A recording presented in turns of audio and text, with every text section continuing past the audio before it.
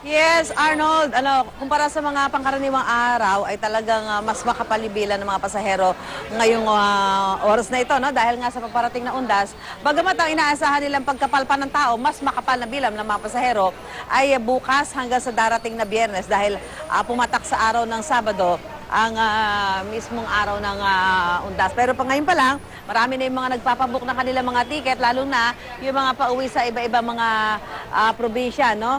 At ito para matiyak na sila ay makakarating sa kanilang mga lugar para doon gunitain itong Todos Los Santos, itong pagpunta sa puntod ng kanilang mga yumaong mahal sa buhay. Ngayon, alamin natin mula dito kay Edwin Biglaen, isa sa mga dispatcher dito sa Araneta Center Bus Terminal. Kumusta yung dating ng mga pasahero? Mas makapal na ba ngayon kumpara ng mga pangkaraniwang araw? Ngayon po, medyo mahina pa po yung dating ng mga pasahero, ma'am. Pero ibig ko sabihin, kung ikukumpara natin sa pangkaraniwang araw, mahina pa ngayon. Mahina pa. Hindi. Yung pangkaraniwang araw, mas marami na ngayon. Ngayon, medyo marami na. Oo. Pero ito ba inaasahan yung kakapal pa? Kakapal pa ito, ma'am, baka bukas o kaya... Ang Biyernes? 31. Oo. Kumusta yung booking doon sa mga bus company? Ngayon sa iba mga booking medyo mahina din. Kasi nalilito kami sa labas ngayon. Oo. Pero pag medyo makapal na yan, nasa loob na yan. Meron ba kayo napapansin kung ano mga probinsya yung mas marami yung mga pasaherong umuwi? Pag umaga po, ma'am, maraming pasahero mga puntang Bisaya, Samar, Leyte. Ngayon, pag pabikol, medyo mahina pa pag umaga. Ngayon ba yung mga... Kasi may mga nag-a-apply ng mga special permit, Yung ba nagagamit na ngayon dito? Ngayon, nagagamit na po. Mayroon ng mga yung permit ang LTFRB. Nagagamit na po. Kaya medyo kami rin, medyo marami ng bus na papuntang Pauwimbicol.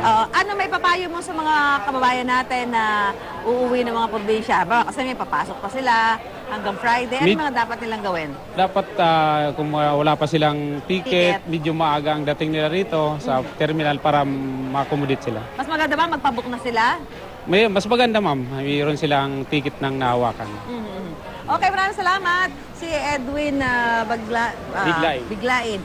Isa po sa mga dispatcher dito sa Araneta Center Bus Terminal. Samantala, ito yung mga biyahe ng mga bus papuntang Cagsawa at Masbate ay fully booked na po. Ayan, ha?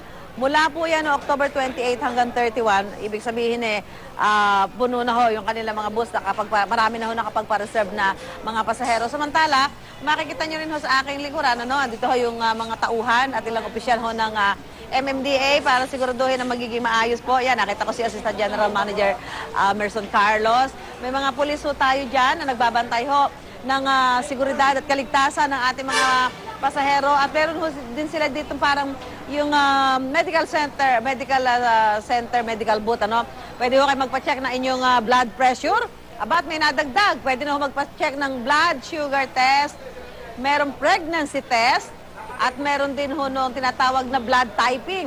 Nadagdagan kasi nung dati para mga blood pressure lang yun So nadagdagan na yung pwede ibigay na serbisyo doon sa mga kababayan natin. Pero alam niyo, magandang nagkakaroon ng mga ganyan mga serbisyo dito sa mga bus terminal dahil alam naman natin kapag umuuwing ganyan, medyo nai-stress yung ating mga pasahero. So may mga nakalagay dyan. Kung may mga karamdaman tayo, alam naman natin kung ano yung kalagayan ng ating mga pangangatawan. Mas maganda na ipasuri natin yan bago tayo bumiyahe. Lalo na kung medyo may kalayuan yung mga lugar na ating pupuntahan. At yung paalala uli ng mga otoridad, Huwag kong magsuot ng mga mamahaling pa mga alahas, huwag kong mag-display ng inyong mga mamahaling cellphone, mga gadget, at tiyakin na yung mga bag ninyo na paglalagyan ninyo ng inyong mga pera ay lagi talagang hawak na hawak ninyo dahil alam niyo naman kapag ganitong makapalang tao, sumasabay din ang mga masasamang elemento gaya ng mga mandurukot. So yan ang pinakahuling sitwasyon mula rito sa Araneta Center Bus Terminal. Balik muna sa'yo, Arnold.